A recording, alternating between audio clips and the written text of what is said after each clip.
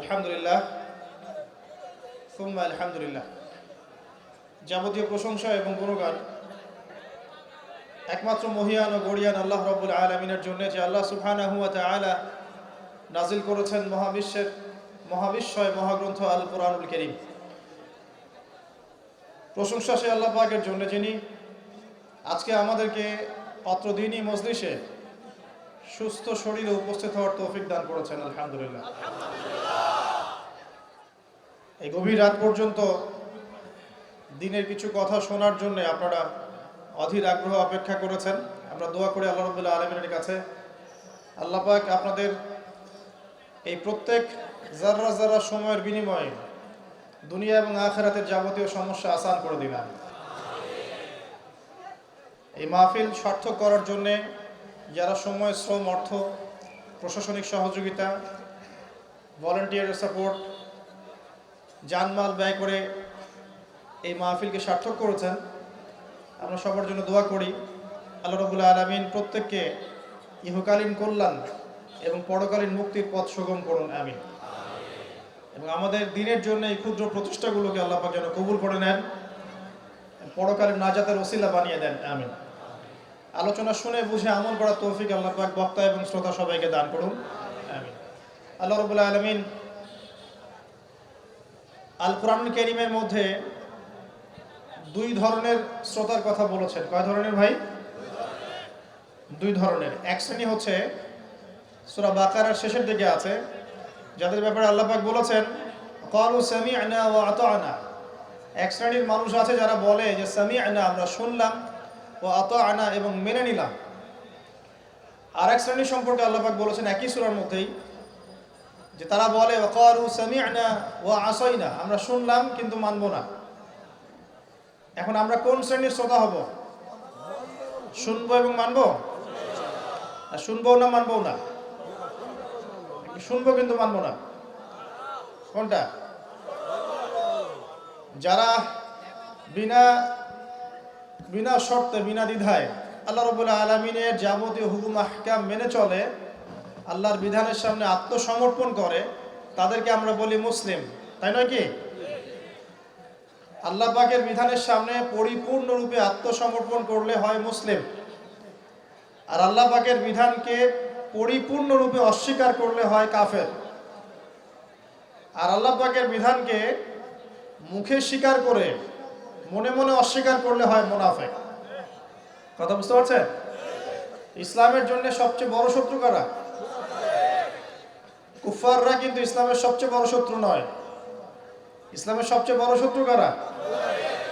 আচ্ছা, এই নেফাকি সম্পর্কে রাসূল সাল্লাল্লাহু আলাইহি ওয়াসাল্লাম একটা হাদিসের মধ্যে বলেছেন, চারটা আলামত যার মধ্যে পাওয়া যাবে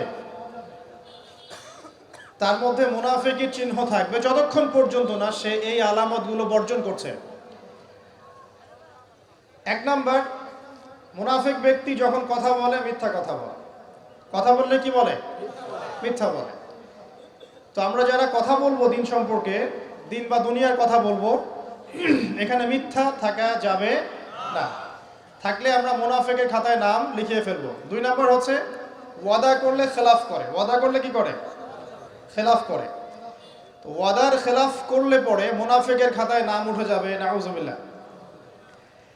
এখন আমরা কিন্তু আল্লাহর কাছে ওয়াদা করে এসেছি।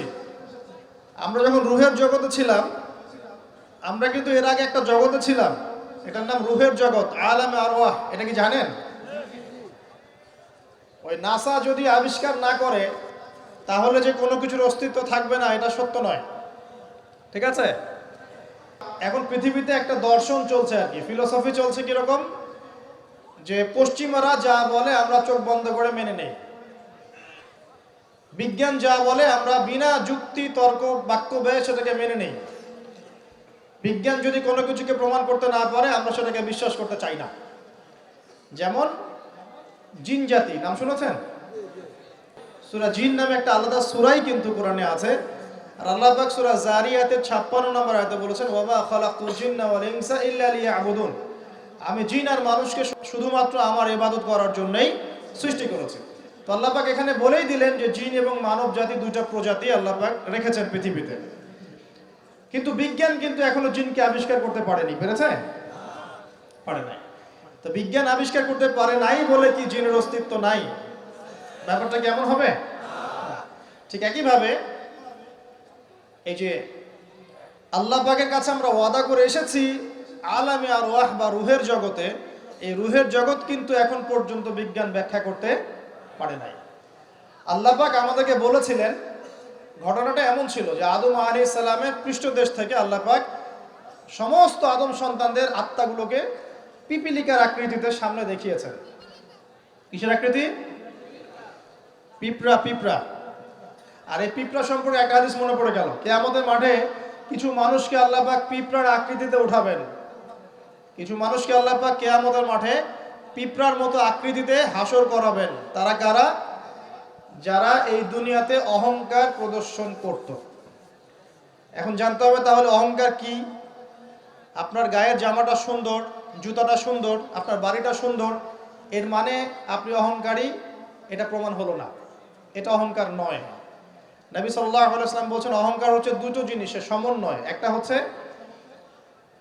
মানুষকে তুচ্ছ তাচ্ছিল্য করা এবং সত্যকে প্রত্যাখ্যান করা।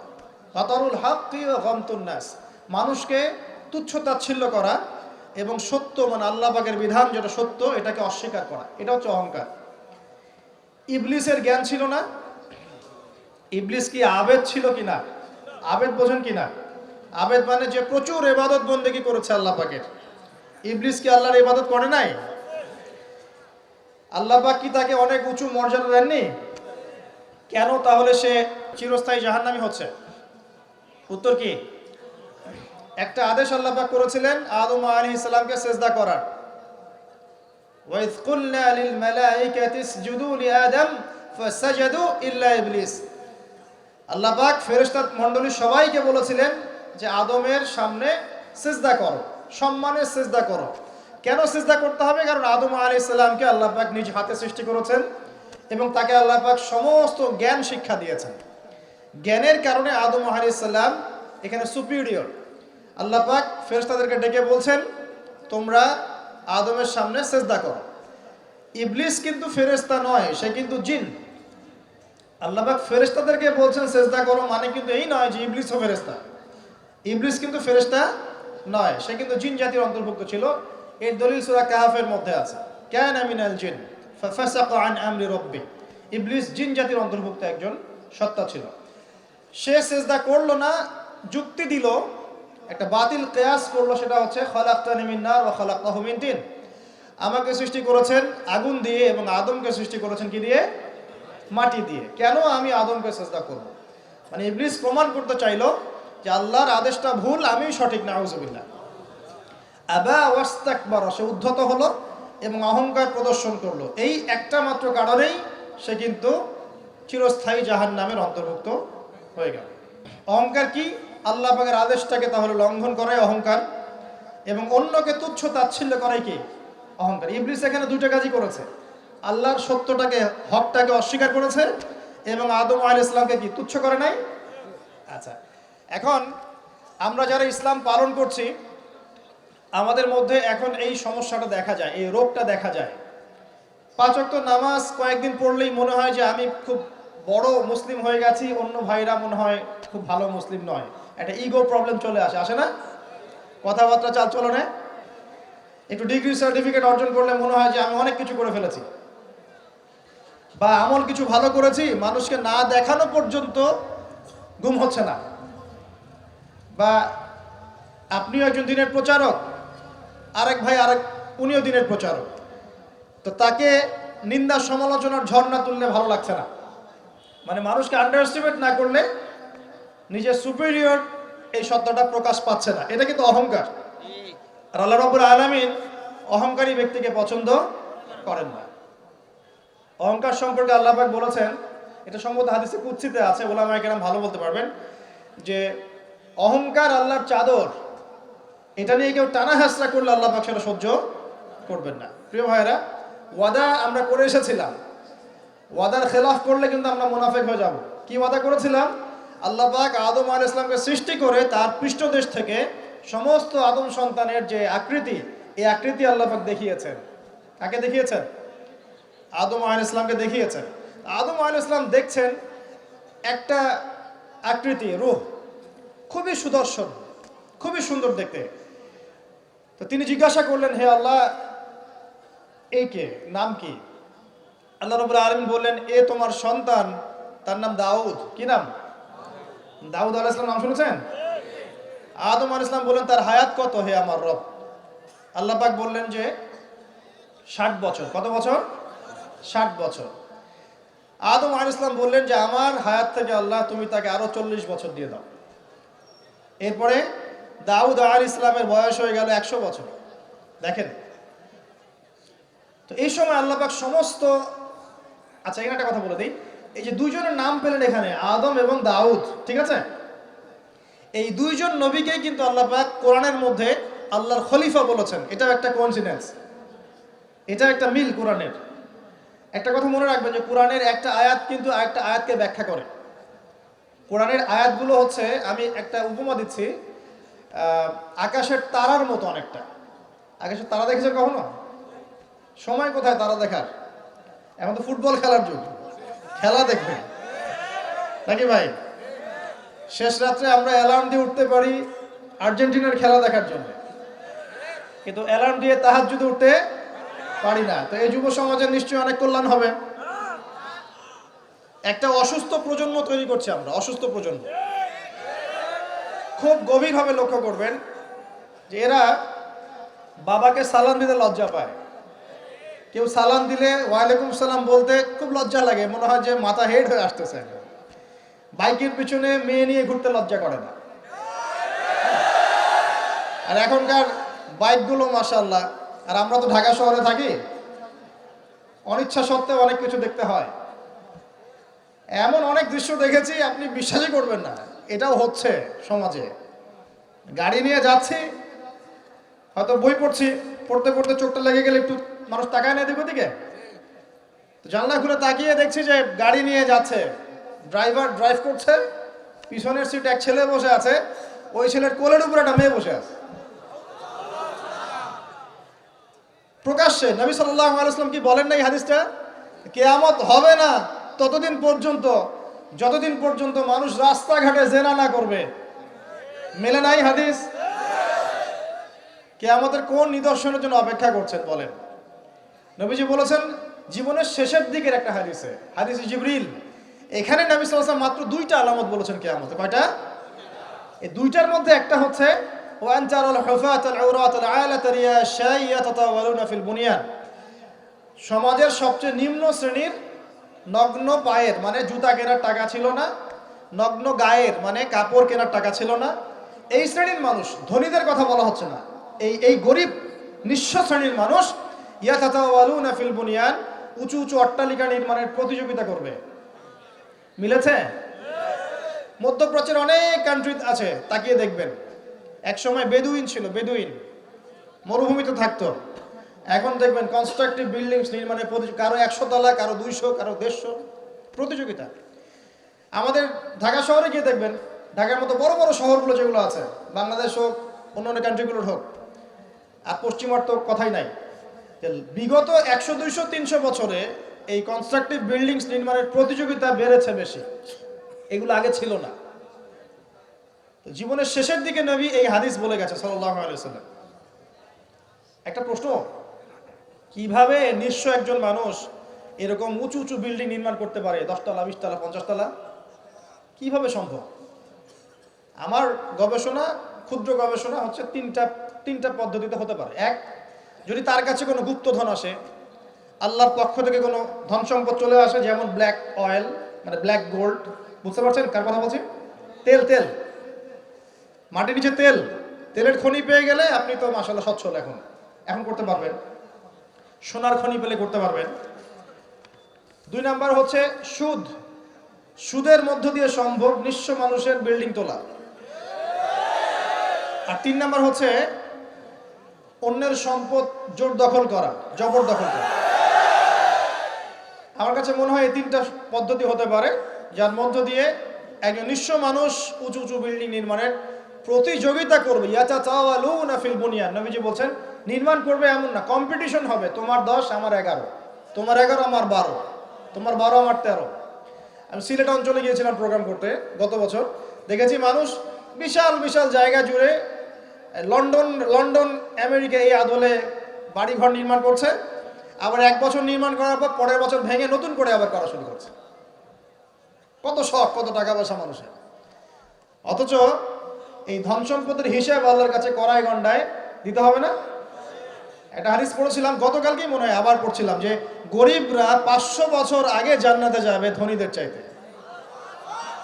গরিবরা জান্নাতে চলে যাচ্ছে, আর আপনার ধনীদেরকে ধন সম্পদের হিসেবের জন্য দাঁড় করিয়ে রাখা হবে।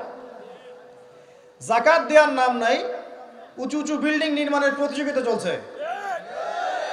দুনিয়ার জীবনে টিকে থাকার জন্য এত কিছুর প্রয়োজন আছে?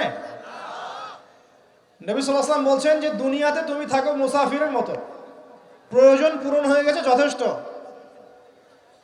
হ্যাঁ, অবশ্যই আমরা যদি সামর্থ্য থাকে 10 তলায় ইসলামিক কোনো প্রতিষ্ঠান গড়ে তুলবো, কোনো সমস্যা আছে? দিনের বড় মার্কাজ গড়ে তুলবো, ইনশাআল্লাহ কোনো সমস্যা? নিজে বাঁচার জন্য, ভোগ বিলাসের জন্য দুনিয়া থেকে মত্ত হয়ে থাকা যাবে? দুনিয়ার নেশা যাকে পেয়ে গেছে, আলী রাদিয়াল্লাহু আনহু বলেছেন, দুনিয়ার নেশা যাকে পেয়ে গেছে তার নেক আমল কমে গেছে। তিনি বলছেন দুনিয়া সাপের মতো, টাচ করতে মনে হবে খুব সফট, নরম। সাপ কিন্তু খুব নরম, সফট, কিন্তু এর মোহে মানুষ ঢুকে গেলে এর বিষাক্ত ছোবলে মানুষ গ্রাস হয়ে যাবে, টিকতে পারবে না। পরে আমি এদিকে আসছি ইনশাআল্লাহ। নবী সাল্লাল্লাহু আলাইহি ওয়াসাল্লাম একটা হাদিসে বলেছেন, এই মহাসাগরে আপনি যদি আঙ্গুল ঢুকিয়ে দেন, যতটুকু পানি হাতে লেগে থাকবে এর নাম দুনিয়া, বাকি সমস্ত পানি হচ্ছে আখিরাত। এটাই হয়তো ওই আয়াতের ব্যাখ্যা হতে পারে, বাল তুসিরুনাল হায়াতাদ দুনিয়া ওয়াল আখিরাতু খায়রুন ওয়া আবকা। তোমরা দুনিয়ার জীবনকে প্রাধান্য দিচ্ছ, কিন্তু আখিরাত চিরস্থায়ী এবং উত্তম। একটা হাদিসে পড়েছিলাম, নবী সাল্লাল্লাহু আলাইহি ওয়াসাল্লাম যাচ্ছেন সাহাবীদেরকে নিয়ে, রাস্তায় একটা মৃত ছাগলের বাচ্চা বা ওই বকরির বাচ্চা ছিল, মৃত। নবীজি বলছেন, এই মৃত ছাগলের বাচ্চাটা তোমরা কি 1 দিরহামের বিনিময়ে কিনতে চাও? সাহাবীরা বলছেন, বিনামূল্যে দিলেও তো কেউ নিবে না ইয়া রাসূলুল্লাহ সাল্লাল্লাহু আলাইহি ওয়াসাল্লাম। নবী সাল্লাল্লাহু আলাইহি ওয়াসাল্লাম বলছেন যে আল্লাহর কাছে এই পুরো দুনিয়ার মূল্য এই মৃত ছাগলের সমান নয়। নবীজি একটা হাদিসে বলেছেন সাল্লাল্লাহু আলাইহি ওয়াসাল্লাম, আল্লাহ পাকের কাছে যদি দুনিয়ার মূল্য একটা মাছির দানার পরিমাণ হতো, আল্লাহ পাক কোনো কাফের মুশরিককে 1 ঢোক পানি খেতে দিতেন না। তো দেখুন ভাইরা,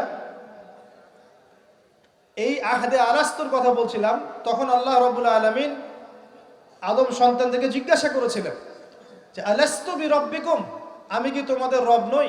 কি বলেছিলেন? আলাস্তু বিরব্বিকুম, আমি কি তোমাদের রব নই? আমরা সবাই বলেছিলাম বেলা, অবশ্যই আল্লাহ আপনি আমাদের রব। এটা আমরা বলে এসেছি মহাবিশ্বে। আমরা এখন যেখানে বসবাস করছি এর উপরে 7 আসমান আছে। কত আসমান? 7 আসমান মানে 7 মহাবিশ্ব আছে। এক মহাবিশ্ব থেকে আরেক মহাবিশ্বের দূরত্ব হচ্ছে 500 বছরের রাস্তা। এরকম করে 7টা আসমান আছে। তার উপরে কুরসি, ওয়াসিআ কুরসিয়ুহুস সামাওয়াতি ওয়াল আরদ। তারপরে আছে, তার উপরে আছে মহাসাগর, যার গভীরতা 500 বছরের পথ। তার উপরে আছে আরশে আজিম, যে আরশ বহন করে নিয়ে আসবে মাত্র 8 জন ফেরেশতা। কতজন? আরশের উপরে আল্লাহ রাব্বুল আলামিন সমুন্নত। আল্লাহু আকবার যে আমরা বলি, আল্লাহ পাক যে কত বড়, এখন চিন্তা করেন। আপনি যদি এই পৃথিবীটা ঘুরে দেখতে পারেন বা আল্লাহ পাকের নিদর্শনগুলো ঘুরে দেখতে পারেন, এই প্রকৃতি, এই নদী, সমুদ্র, পাহাড়, ফুল ইত্যাদি, আপনার কলব যদি জিন্দা থাকে আপনি বুঝতে পারবেন যে আল্লাহ রাব্বুল আলামিন শুধু সবচেয়ে মহান সত্তাই নন, বরং সবচেয়ে সেরা শৈল্পিক সত্তা। এত নিপুণতা, মানে আল্লাহ পাকের গায়রত, মর্যাদা, আল্লাহ রাব্বুল আলামিনের যে রুচিবোধ এত উচ্চ মানের। আজকে সকালে গোলাপ ফুল দেখছিলাম। কি ফুল ভাই? ফুল টুল দেখেন মাঝে মাঝে? গার্লফ্রেন্ডকে দেন নাকি? ওয়াইফকে দিবেন? কাকে দিবেন? বাসায় ওয়াইফকে দিবেন। ওয়াইফকে দিবেন, দিয়ে ভালোবাসার এজহার করবেন, বলবেন আমি তোমাকে অনেক ভালোবাসি। মেয়েরা এগুলোই চায় যে আপনি তাকে প্রশংসা করেন, ভালোবাসেন, আদর মোহাম্মত করেন, তারা এগুলোই মনে মনে চায়। হয়তো আপনাকে তারা বলে না, কিন্তু তারা এটাই চায়। যদি আপনি করতে পারেন, ইনশাআল্লাহ তারা আপনার কন্ট্রোলে থাকবে। যদি কাঠখোট্টা হয়ে থাকেন সাংসারিক জীবনে, তাহলে দেখবেন রসকস কমে গেছে আর কি। তখন স্ত্রীও খুঁজবে আর একটা হ্যান্ডসাম ছেলে, হ্যাঁ, ফোনে, ওই কলিগের ওখানে, ব্যাংকে, অন্য জায়গায়। এখন তো ফ্রি মিক্সিংয়ের যুগ। বাসায় স্বামী থাকবে, বাইরে একটা ছেলে প্রেম হবে। আবার দেখা যাবে আপনারও মন উঠে যাচ্ছে, আপনার কাছে আপনার নিজের স্ত্রীকে ভালো লাগছে না, অন্য মেয়েকে ভালো লাগছে আর কি।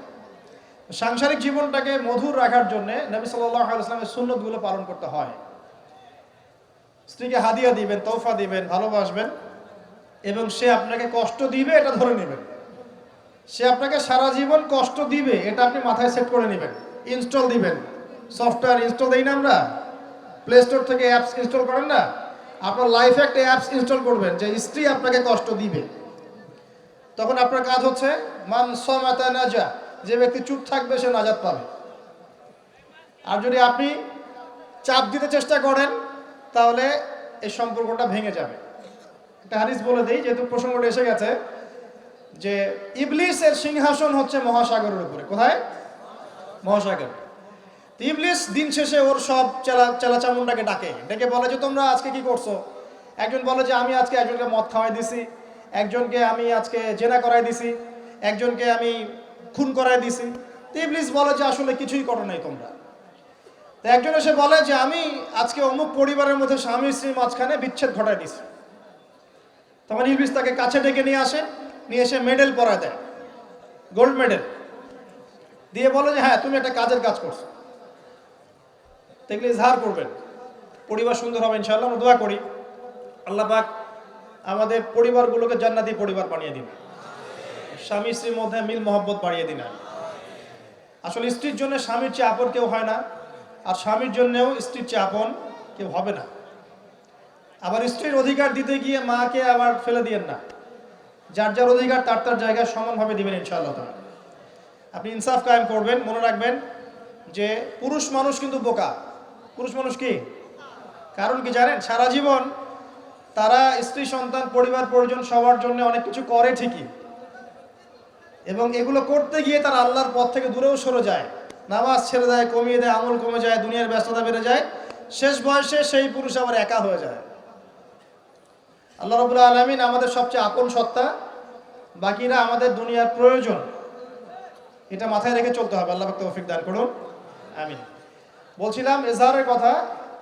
এই যে আকাশের তারার কথা বলেছি, স্ত্রীকে নিয়ে মাঝে মাঝে আকাশের তারা দেখবেন, এটা সুন্নত। স্ত্রীকে নিয়ে রাত্রেবেলা একটু হাঁটাহাঁটি করেন, গল্প গুজব করেন, সুন্নত। অনেক সুন্নত কিন্তু উঠে গেছে এখন। মাঝে মাঝে খেতে বসবেন, একটা প্লেটে খায়েন। বাসায় কি একটা প্লেট আছে? সব তো সেপারেট প্লেট। একটা প্লেট, বড় প্লেট, এরকম বড় প্লেট আছে বাসায়? প্লেট বুঝতে পারছেন কি না? থালা থালা। এক প্লেটে খাওয়ার অভ্যাস করেন। নবী সাল্লাল্লাহু আলাইহি ওয়াসাল্লামের একটা হাদিস এমনও আসছে, আয়েশা রাদিয়াল্লাহু আনহা সম্পৃক্ত, একসাথে গোসলও করেছেন তারা। চিন্তা করা যায় এখন? একসাথে গোসলও করেছেন। আয়েশা রাদিয়াল্লাহু আনহা বলতেন যে আমার হাতের সাথে নবী সাল্লাল্লাহু আলাইহি ওয়াসাল্লাম হাত টাচ লাগতেছিল পানি নেওয়ার সময়। আমরা কারাগারি করতেছি পানি নেওয়ার সময়, কে আগে পানি নেবে। ইসলাম এর মধ্যে সবকিছু সমাধান নাই। যদি আমরা সত্যি জানতাম যে ইসলাম কি জিনিস, আমরা কোশ্চিন গেলেও পশ্চিমাদের কাছে হাত পাততাম না। ইসলাম এমন একটা religion, complete code of life, যেখানে প্রতিটা বিষয়ের হেদায়েত আছে, এমনকি পরিবারের এই ছোট ছোট বিষয়গুলো। স্ত্রীকে মাঝে মাঝে হাতে খাইয়ে দিবেন, সুন্নত, নেকি পাবেন। সবচেয়ে উত্তম খরচ সেটা, যেটা আপনি আপনার পরিবারের পিছনে করেন। আকাশে মাঝে মাঝে তারা এবং চাঁদ দেখবেন স্ত্রীকে নিয়ে। কেন তারার সাথে তুলনা করছি জানেন? তারাগুলো শুধু তারাই নয়, যারা অ্যাস্ট্রোনমি সম্পর্কে কিছু পড়াশোনা করেছে তারা জানে যে এই তারাগুলোর পজিশন এত নিখুঁত যে একটা যদি সামান্য ডানে বামে সরে যায়, একটু 19-20 হয়ে যায়, মহাবিশ্বের এই মহাবিশ্বের যে মাধ্যাকর্ষণ শক্তি, অভিকর্ষ বল, এটা কলাপস করে ভেঙে পড়ে যাবে। পৃথিবী আর চাঁদের ডিস্টেন্স আছে না? চাঁদ যদি একটু পিছিয়ে যায়, হ্যাঁ, এই জোয়ার ভাটা যেটা হচ্ছে সমুদ্রে, এটার ভারসাম্য নষ্ট হয়ে যাবে। সূর্য আর পৃথিবীর একটা ডিস্টেন্স আছে না? সূর্য যদি এক ইঞ্চি সামনে চলে আসে, এক হাত সামনে চলে আসে, পৃথিবীর অর্ধেকের বেশি অংশ মরুভূমি হয়ে যাবে। আর যদি সূর্য এক হাত পিছনে চলে যায়, অল্প একটু পিছনে চলে যায়, তাহলে পৃথিবীর একটা বড় অংশ বরফে ঢেকে যাবে। কোন সত্তা এত নিপুণভাবে এগুলো সৃষ্টি করেছেন? এখন নাস্তিকরা বলছে তো আল্লাহ বলে কেউ নাই। তাদের ধারণা এগুলো এত নিপুণভাবে মহাবিশ্বটা অটোমেটিকলি হয়ে গেছে, নাউজুবিল্লাহ, এমনি এমনি হয়ে গেছে। মানে আবু হানিফা রাহিমাহুল্লাহর একটা ঘটনা মনে পড়লো, যে নাস্তিকদের সাথে বাহাস হবে, তো তিনি নাই, সকাল থেকে তিনি আসছেন না। তো নাস্তিকরা খুব উৎফুল্ল, জিন্দিক তারা খুব উৎফুল্ল যে আজকে বাহাসে আমরা জিতে গেছি, আবু হানিফা রাহিমাহুল্লাহ তো নাই। আচ্ছা, আবু হানিফা রাহিমাহুল্লাহর আসল নাম কি বলেন দেখি? ও ওলামায়ে কেরাম কেউ বলবেন না, আমি ইয়াং জেনারেশনের দৃষ্টি আকর্ষণ করছি। বলেন। নোমান বিন সাবিত। যাক, না বলতে পারলে ধরতাম কিন্তু। কত হিজরিতে জন্মগ্রহণ করেছেন বলেন? মায়ের দেওয়া দরকার এদেরকে ধরে। কত হিজরিতে? 80 হিজরিতে। ইন্তেকাল কত হিজরি? 150। আর্জেন্টিনার স্ট্রাইকারের নাম কি বলেন? এই তো, এই হচ্ছে অবস্থা আমাদের ভাই। ব্রাজিলের স্ট্রাইকারের নাম কি? গতকালকে বাংলাদেশের ম্যাচে কে ভালো খেলেছে? সাব্বাস, আপনাদের দ্বারাই হবে ইনশাআল্লাহ। সুবহানাল্লাহ। ভাই, আমি বলছি না যে দুনিয়া সম্পর্কে জ্ঞান রাখবেন না, কিন্তু ইসলামের জ্ঞান বিসর্জন দিয়ে দুনিয়ার জ্ঞান অর্জন করে কোনো লাভ নাই, বরং এগুলো আমাদের পরকালে ক্ষতির কারণ হবে।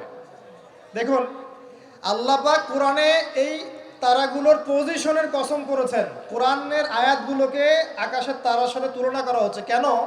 কারণ তারাগুলো আপনাকে পথ দেখাবে। কি দেখাবে? আপনি তারাগুলো মিলাতে পারলে ডাইরেকশন খুঁজে পাবেন।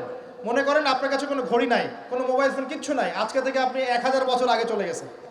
এখন সমুদ্রে আপনি যাত্রা করতেছেন, আপনি দিক চিনবেন কিভাবে? কোনটা পূর্ব কোনটা পশ্চিম? রাতের বেলা আপনি কেমনে চিনবেন কোনটা পূর্ব কোনটা পশ্চিম কোনটা উত্তর কোনটা দক্ষিণ? তারা দেখে চিনতেন। কিভাবে চিনতেন? আকাশের তারা দেখে আগেকার নাবিক যারা ছিলেন, সেইলর, তারা দিক চিনতেন। এই তারাগুলোকে দিক নির্দেশক বলা হয়।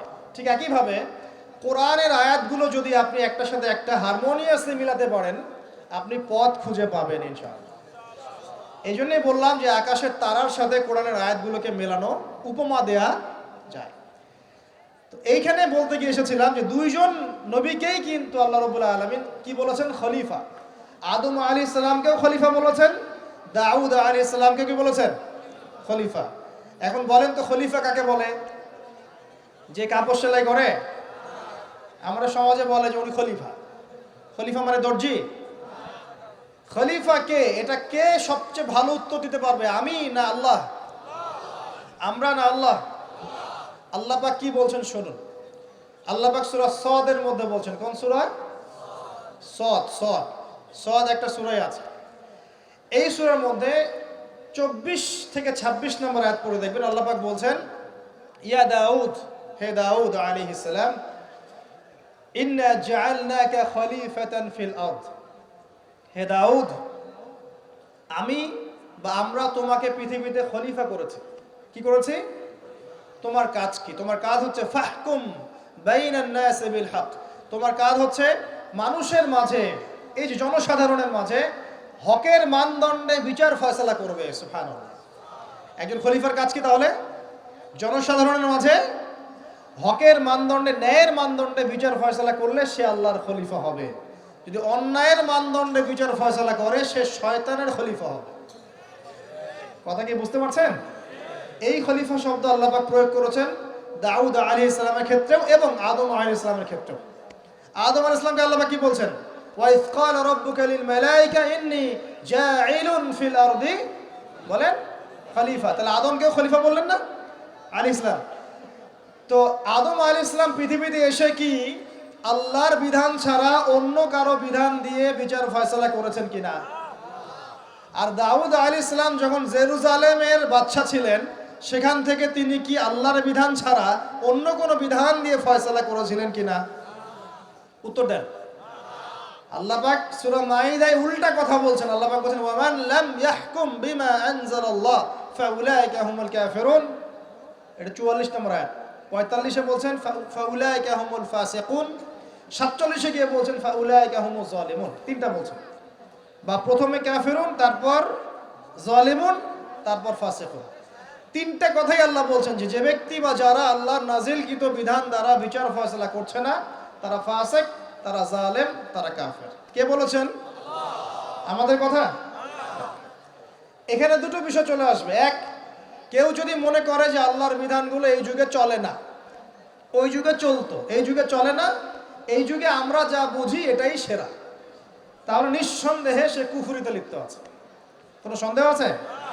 আর কেউ যদি মনে করে যে না, আল্লাহর বিধানই চূড়ান্ত, এটাই সর্বোচ্চ, কিন্তু পরিবেশ পরিস্থিতি বিবেচনায় আমি ইমপ্লিমেন্ট করতে পারছি না, সে ব্যক্তির কথা আলাদা। কথা কি বুঝতে পারছেন?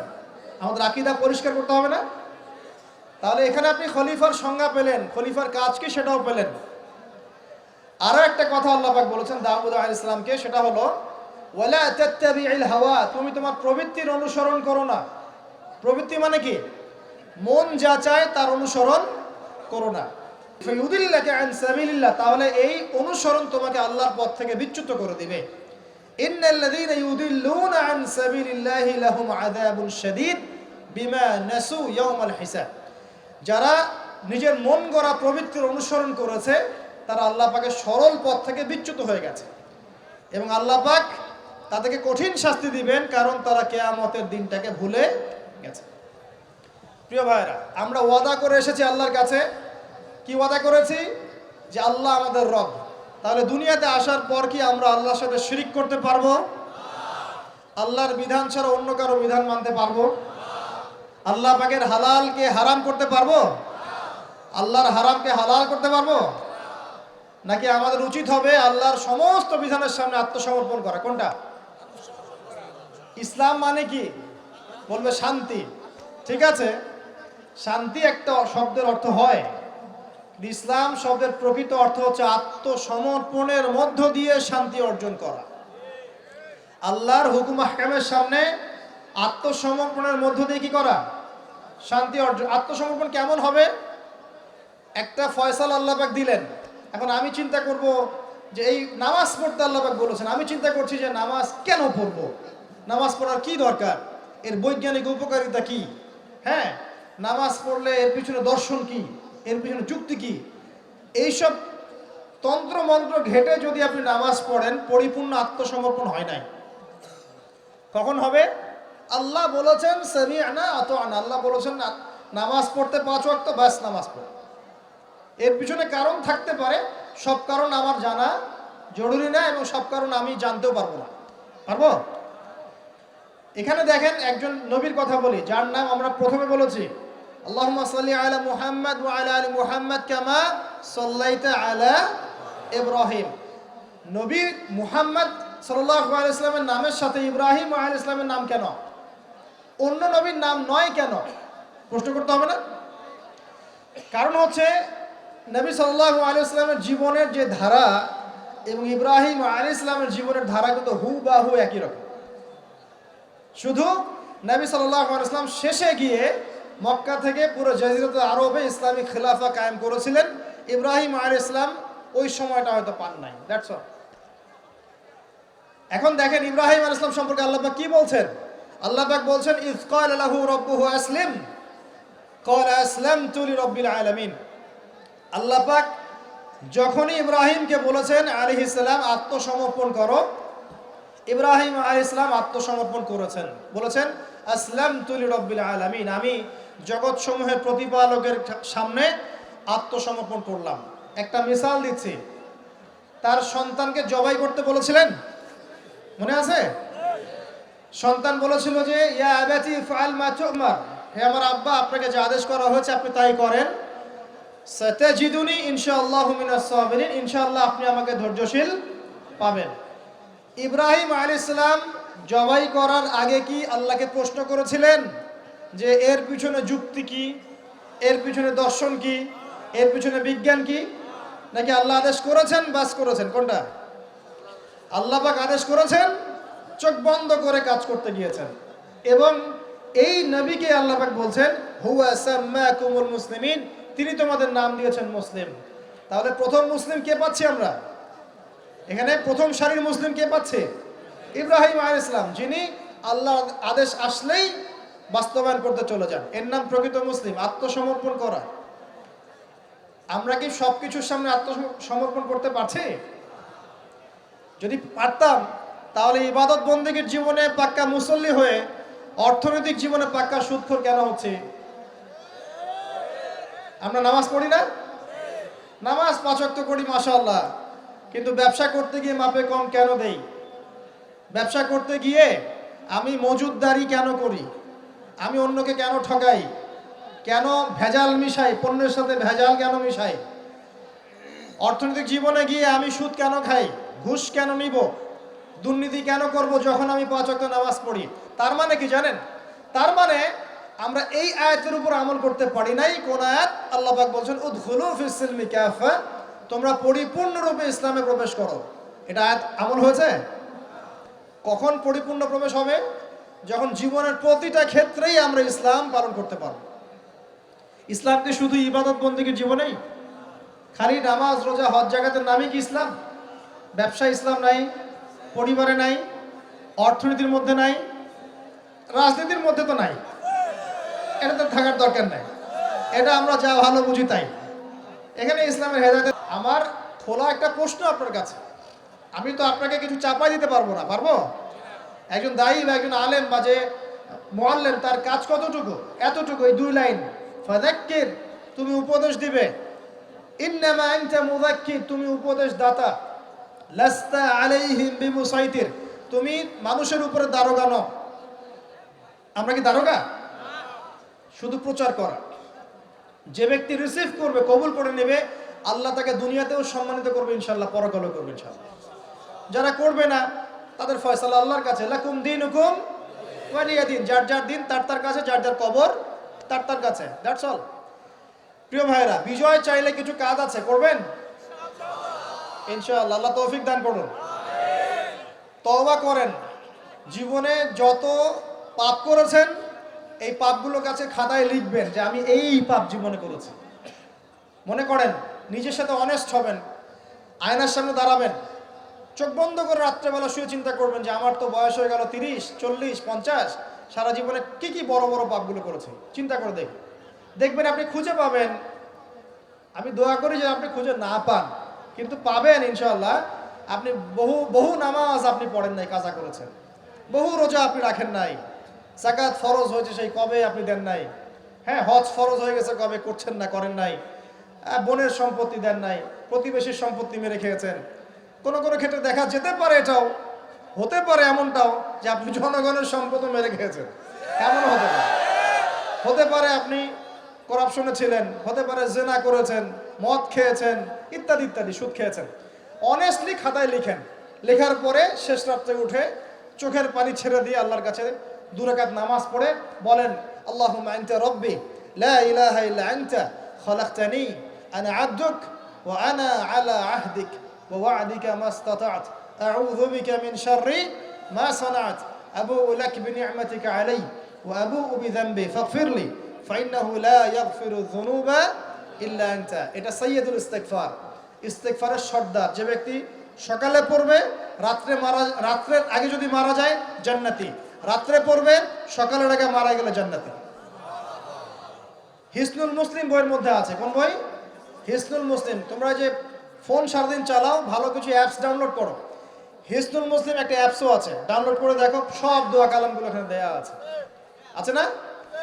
আচ্ছা, এটা যদি না পড়েন এতটুকু বলবেন আস্তাগফিরুল্লাহাল্লাযী লা ইলাহা ইল্লা হুয়াল হাইয়ুল কাইয়্যুম ওয়া আতুবু ইলাইহি। চোখের পানি ছেড়ে দিয়ে পাপ থেকে তওবা করে আগে ফিরে আসতে হবে। এটা কাজ নাম্বার 1। এটা কত নম্বর কাজ? 1 নম্বর কাজ। কারণ আমরা জানি না যে আমরা কে কতদিন বাঁচবো, জানি? কিন্তু মানুষের চলাফেরা দেখলে মনে হয় যে মানুষ জানে। হ্যাঁ, যুবকদেরকে বলবেন যে দিন শিখতে আসছো না কেন, বলবে যে শেষ বয়সে শিখবো ইনশাআল্লাহ। আর একটা কমন প্রশ্ন আছে, কমন উত্তর আছে ওদের, নামাজে আসো ভাই, প্যান্ট নষ্ট ভাই। তো তোমার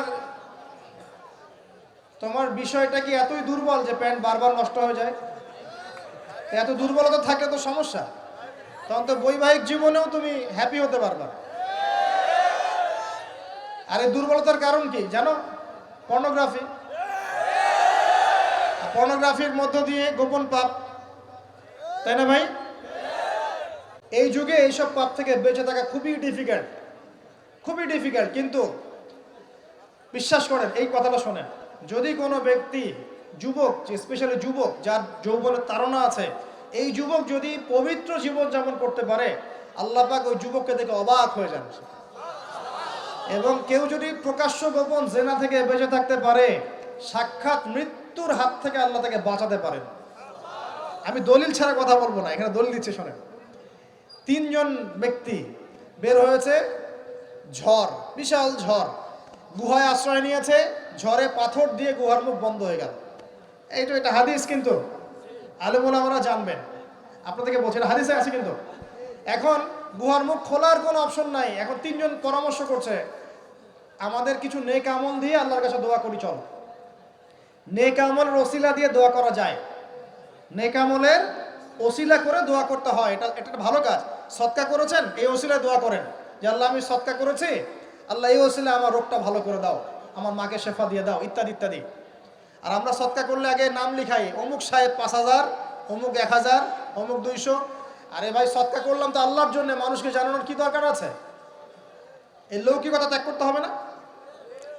নবী যে হাদিসে বলেছেন, দাজ্জালের ফিতনার চাইতেও আমি এই উম্মতের উপর একটা ফিতনাকে নিয়ে ভয় করি, সেটা হলো রিয়া বা গোপন পাপ, গোপন শিরক। রিয়া বা গোপন শিরক মানে মানুষ অন্যকে দেখানোর জন্য আমল করবে, করি না আমরা এটা? যখন মৌসুম আসবে তখন বলবে যে আমরা মুসলিমদের সাথেই আছি, আপনার রায়টা আমার পক্ষে দিয়েন, ঠিক আছে? তখন মৌসুম শেষ, ভুলে যাবে মানুষ মানুষকে। শোনেন, একজন দোয়া করছে, আল্লাহ আমার বৃদ্ধ পিতামাতা ছিল, তাদেরকে দুধ পান না করে আমি দুধ পান করতাম না, আমার সন্তানদেরকেও পান করাতাম না, এই আমলটা আল্লাহ যদি তোমার কাছে কবুল হয়, আল্লাহ তুমি আজকে এই পাথরটা সরিয়ে দাও।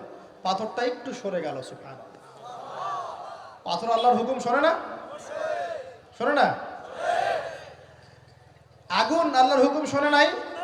ইব্রাহিম আলাইহিস সালামকে ফেলা হচ্ছে, আল্লাহ পাক বললেন না, ইয়া নার কুনি বারদান ওয়া সালামুন আলা ইব্রাহিম, আগুন ঠান্ডা হয়ে যায়নি? এই প্রকৃতি আল্লাহর কথা শোনে। 2টা মাখলুক আল্লাহর কথা খালি শোনে না।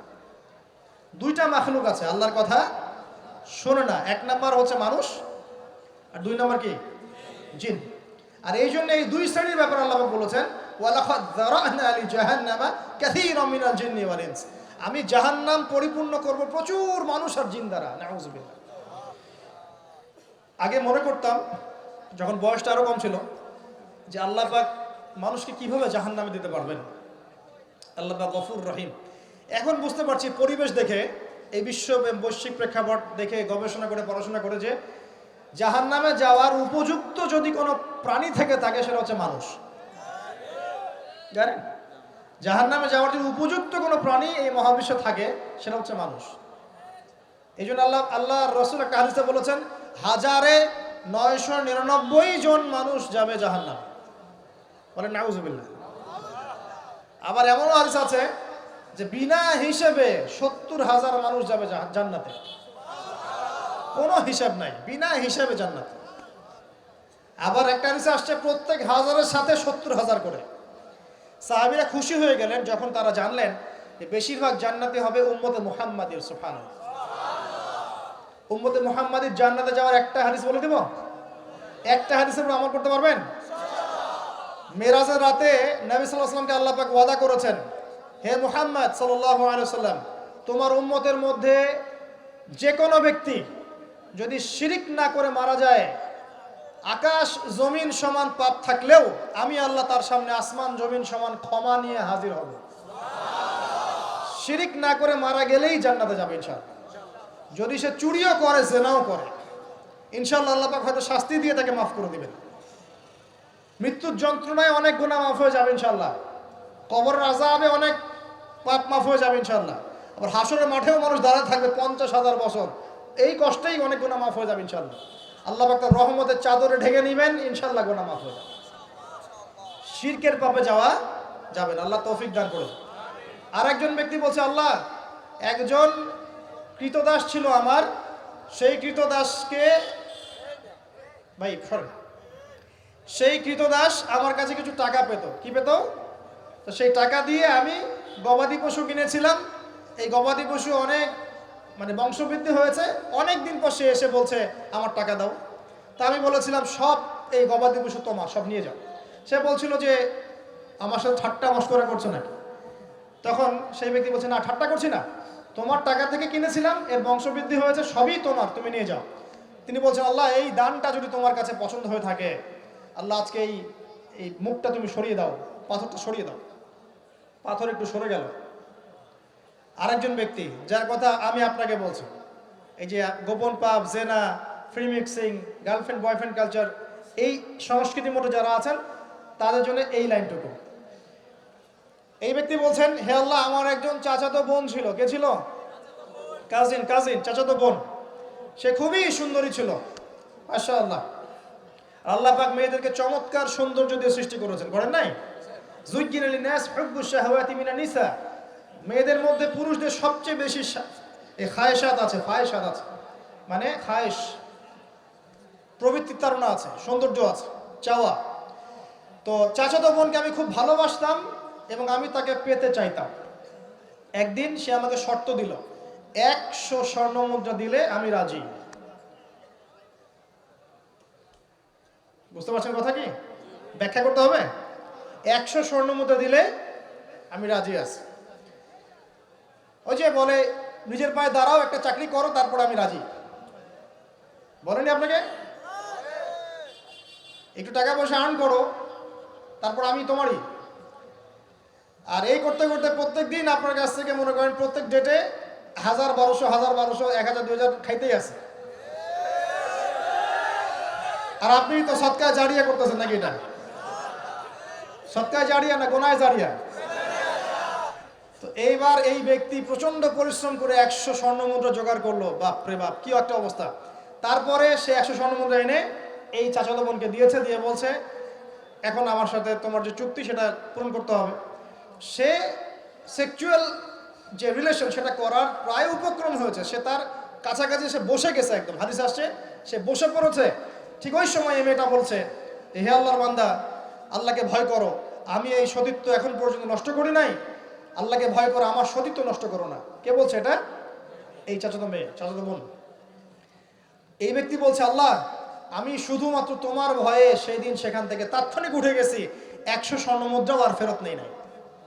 তোমার কাছে যদি এই কাজটা কবুল হয়ে থাকে আল্লাহ, আজকে এই সাক্ষাৎ মৌতের হাত থেকে আমাকে বাঁচাও। এই পাথরটা পুরোটাই সরে গেল, আলহামদুলিল্লাহ। আমি দলিল দিলাম আপনাকে যে দেখেন, যদি আপনি জিনা থেকে দূরে থাকতে পারেন, আল্লাহ পাক আপনার সব পাপ তো মাফ করে দিবে ইনশাআল্লাহ। আল্লাহ পাক আপনাকে সাক্ষাৎ মৌতের মতো বিপদ থেকে বাঁচাতে পারবেন ইনশাআল্লাহ। প্রিয় ভাইরা, তাহলে আমাদের প্রথম কাজ তওবা করে ফিরে আসা। দ্বিতীয় কাজ হচ্ছে একজন ব্যক্তিকে আদর্শ মেনে পুরো জীবনটা তার আদর্শে গড়ে তোলা। উঠা বসা, চলা ফেরা, ঘুম, খাওয়া দাওয়া, এভরিথিং পারবেন। চেহারা, সুরত, চুল টুল সবকিছুই। দাড়ি থাকবে চেহারায়, গর্বের সাথে দাড়ি রাখবেন, গর্বের সাথে বুক ফুলিয়ে দাড়ি রাখবেন। তাকওয়ার লেবাস পরবেন, পোশাক পরবেন, ঠিক আছে। মোচ ছোট করে ফেলবেন, টাকনুর উপরে কাপড় উঠিয়ে ফেলবেন, ঠিক আছে। লেবাস, পোশাক, কথাবার্তা, আমল, আকীদা, আখলাক সবকিছু কার মতো হবে? রাসূলুল্লাহ সাল্লাল্লাহু আলাইহি ওয়াসাল্লামের সুন্নাত মোতাবেক। এটা আপনার 2 নম্বর কাজ। 3 নম্বর কাজ হচ্ছে পড়াশোনা করা। কি করা? দ্বীনি ইলম অর্জন করা। আগে সহজ বইগুলো পড়বেন, তারপর আস্তে আস্তে কঠিন বইয়ের দিকে যাবেন। এবং পড়াশোনার সময় উলামায়ে কেরামের সাথে সম্পর্ক রাখবেন। একা একা পণ্ডিত হতে যাবেন না, তাহলে সমস্যা আছে।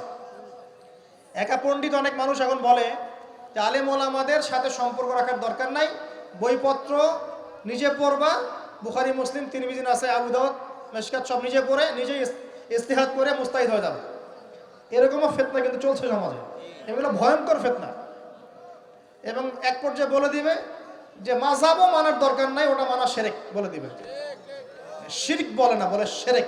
কোথায় আছে এই বানানটা? আছে নাকি? আমি এবং এই কমিউনিটির মধ্যে আমি এমনও মানুষকে দেখেছি সামনে শায়েক টাইটেল আছে, শায়েক বলেছে, দাঁড়ান, একটা কোরআনের আয়াত তেলাওয়াত করতে 20টা ভুল করে ফেলছে। আবার স্টেজে উঠে বড় বড় মুফতি যারা, হানাফি ফিকহের বড় বড় মুফতি যারা, তাদেরকে চ্যালেঞ্জ করছে যে বাহাসে আসো, আমি বুকের বাড়া থাকলে আমার সামনে বাহাসে আসো। আমি বলি যে 2টা বছর মক্তবে পড়া উচিত আগে, 2 বছর আগে মক্তবে পড়ে কোরআন তেলাওয়াত শুদ্ধ করে আসা দরকার। বিশ্বাস করেন যে কোরআন তেলাওয়াতের এমন অনেক অনেক সূক্ষ্ম জায়গা আছে, ভুল হলে আপনার অর্থ চেঞ্জ হয়ে যাবে। এই যে আলহামদুলিল্লাহ বলছেন না, আলহামদুলিল্লাহি রাব্বিল আলামিন, আলহামদুর হায়ের মাখরাজ কোথায়? এইটা গলার মাঝখানে না? আর যদি আপনি বলেন আলহামদুলিল্লাহ আলহামদুলিল্লাহি রাব্বিল আলামিন, অর্থ পরিবর্তন হয়। আলহামদু, আলহামদু অর্থ হচ্ছে সমস্ত প্রশংসা লিল্লাহি, আল্লাহর জন্য, রব্বিল আলামিন যে জগৎসমূহের যিনি প্রতিপালক, সমস্ত প্রশংসা বিশ্বজাহানের প্রতিপালক আল্লাহর জন্য, আলহামদুলিল্লাহি রাব্বিল আলামিন স্পষ্ট করে পড়ুন। আর আপনি বলছেন আলহামদুলিল্লাহি রাব্বিল আলামিন, সমস্ত নিন্দা বিশ্বজাহানের প্রতিপালক আল্লাহর জন্য। একটা হায়ের কারণে চেঞ্জ হয়ে গেছে।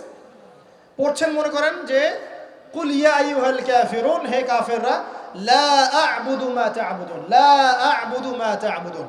লা মানে না, এখানে আ'বুদু আমি ইবাদত করি, মা যার, তা'বুদুন তোমরা ইবাদত করো। বুঝতে পারছেন কি? Basic Arabic grammar.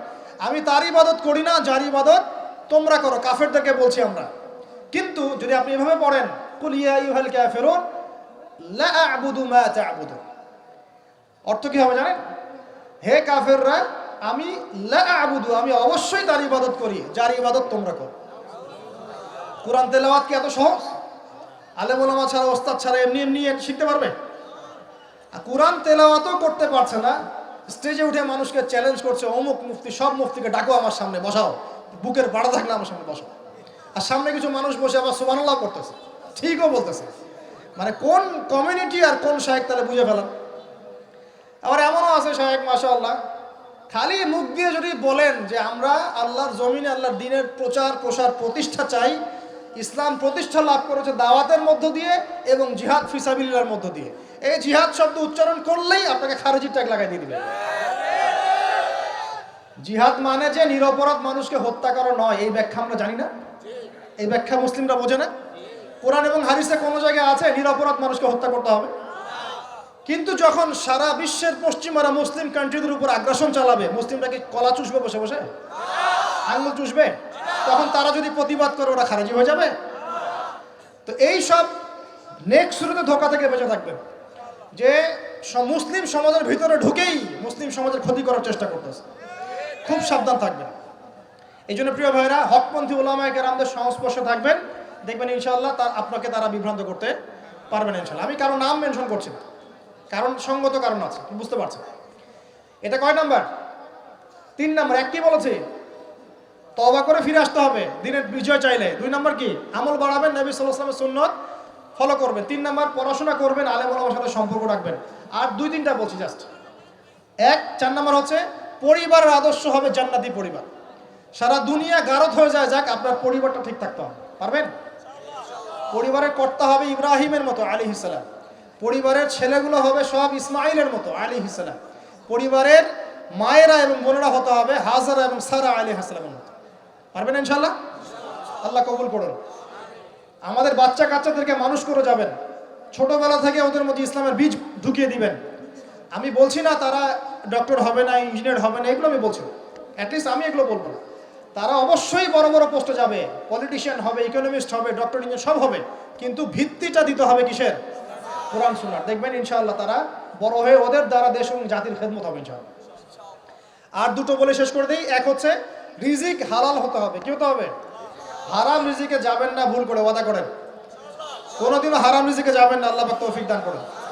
আর সবশেষ কথা হচ্ছে সৎ কাজের আদেশ এবং অসৎ কাজের নিষেধ সবাইকে করতে হবে, শুধুমাত্র আলেম ওলামার একার দায়িত্ব না, এটা সবাইকে দায়িত্ব পালন করতে হবে ইনশাআল্লাহ। যার যার ক্ষেত্র থেকে করবেন, বাল্লিগু আন্নি ওয়ালাউ আয়া, একটা আয়াত জানলেও প্রচার করবেন ইনশাআল্লাহ।